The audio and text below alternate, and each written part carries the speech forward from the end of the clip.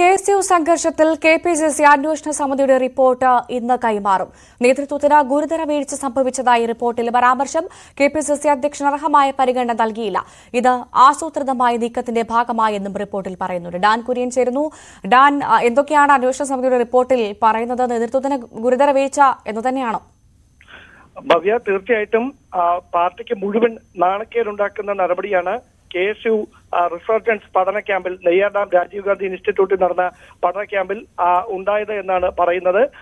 ഒരു കാരണവശാലും ഇത് അംഗീകരിക്കാനാവില്ല. വീഴ്ച വരുത്തിയവർക്കെതിരെ കർശനമായ നടപടി സ്വീകരിക്കണമെന്നും ഇതിൽ നിർദ്ദേശമുണ്ട്. സ്വാഭാവികമായി നേതൃത്വത്തിന്റെ ഭാഗത്തുനിന്ന് ചില ഏകപക്ഷീയമായ തീരുമാനങ്ങൾ ഉണ്ടായിട്ടുണ്ട് എന്നും റിപ്പോർട്ടിൽ പരാമർശിക്കുന്നുണ്ട്. KPCC അധ്യക്ഷനെ ഈ റിസർജൻസ് ക്യാമ്പിലേക്ക് അർഹമായ പരിഗണനയോടെ വിളിക്കുകയോ KPCCയിലെ മുതിർന്ന നേതാക്കൾക്ക് അവിടെ തുടരാൻ, അതായത് ഈ ക്യാമ്പിന്റെ ചുമതല നൽകിക്കൊണ്ട് അവിടെ തുടരാനുള്ള അനുവാദം നൽകുകയൊന്നും ഉണ്ടായില്ല. സ്വാഭാവികമായി മുതിർന്ന നേതാക്കൾ അവിടെ ഉണ്ടായിരുന്നെങ്കിൽ ഇത്തരമൊരു സാഹചര്യം ഉണ്ടാകുകയില്ലായിരുന്നു എന്നാണ് റിപ്പോർട്ടിലെ പ്രധാനപ്പെട്ട കണ്ടെത്തൽ. അതുകൊണ്ട് തന്നെ നെടുമങ്ങാട് ഇക്ബാൽ കോളേജിലെ KSUവിന്റെ യൂണിറ്റ് ഭാരവാഹികൾ തമ്മിലുണ്ടായ തർക്കമാണ് ഒടുവിൽ ഇത്തരം വലിയ തരത്തിലൊരു കൂട്ടത്തല്ലിലേക്ക് കലാശിച്ചതെന്നും റിപ്പോർട്ടിൽ പരാമർശമുണ്ട്.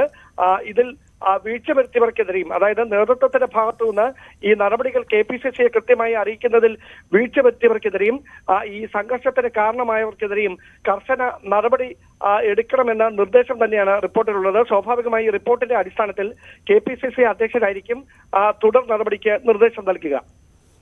ശരി, നന്ദി. ഡാൻ കുര്യനാണ് വിവരങ്ങൾ പങ്കുവച്ചത്.